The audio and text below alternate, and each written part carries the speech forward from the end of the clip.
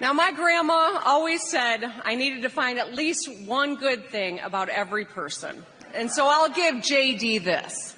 What you just saw is a shocking prelude to something nice that prominent Democrat and Michigan Governor Gretchen Whitmer just said about JD Vance, who could certainly use a virtual hug after the week he's had. Could her comment mark a new high watermark for civility between Democrats and Republicans? Please stick around as I reveal exactly what she said about Trump's current and former running mate. But first, exactly why does JD Vance need a hug? Just a quick scan of the headlines reveals the tsunami of bad press that continues to wash over him.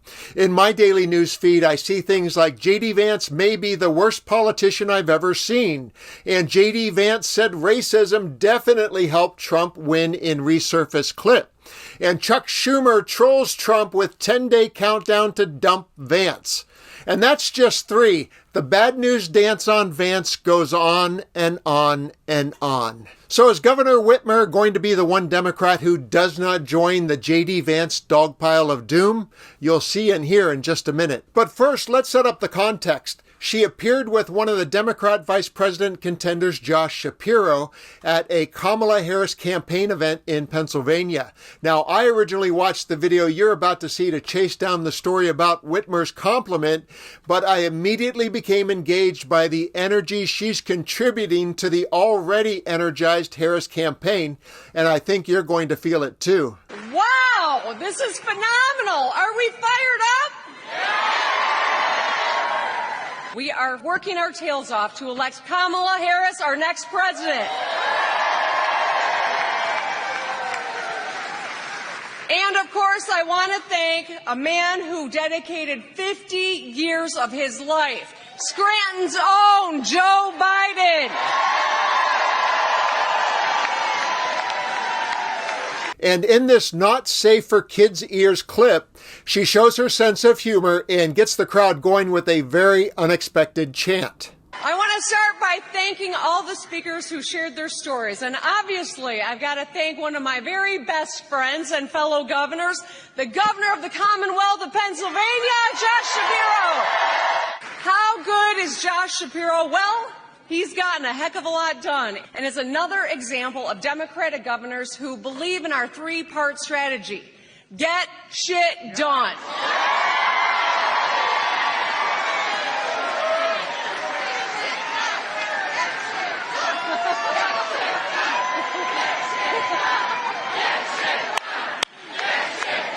All right.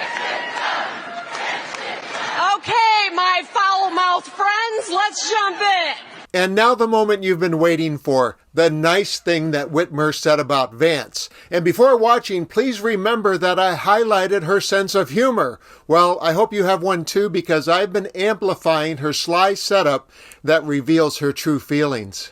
Now I gotta take a minute to talk about the guy who joined his ticket a couple weeks ago. Oh, you heard of him, did you? JD Vance, yeah. He's really made his values clear lately. He does not see women as equals. He does not want everyone to have a seat at the table. He's scared of us. Now, my grandma always said I needed to find at least one good thing about every person. And so I'll give JD this. He is efficient. In one sentence, he insulted women, black people, and Jewish people.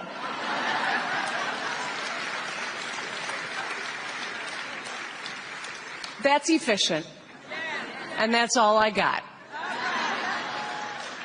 Trump and Vance want to take us backwards, but we're not going back. Our response to them is simple: hell no.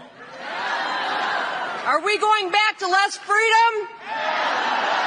Are we going back to cronies and crooks who help themselves at our expense? Are we going back to dangerous extremists?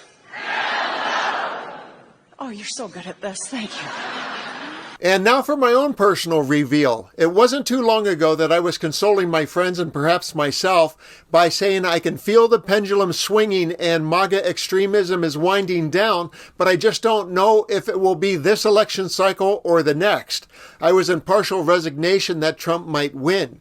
But the recent enthusiasm generated by 1, Harris, 2, the various vice presidential hopefuls that I'm getting to know, 3, people like Whitmer, combined with the blunder that is JD Vance, has me excited that the time is now and the pendulum is swinging this election cycle. And just yesterday, I was talking to a friend about the re-energized Democrat Party, and I compared it to the energy that Obama brought when he first arrived on the scene.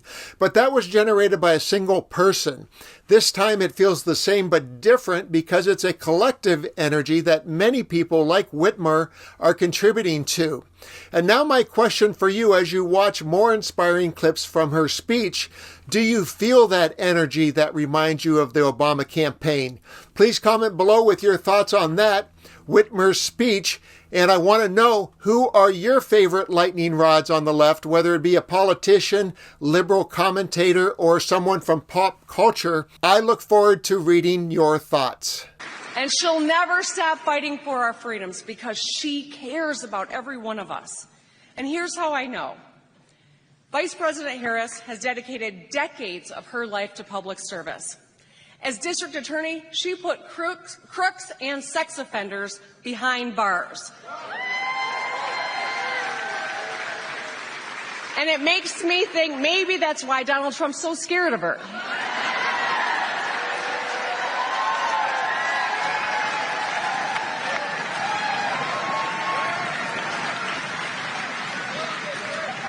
And let's be clear, Kamala Harris has more experience than the Trump-Vance ticket combined.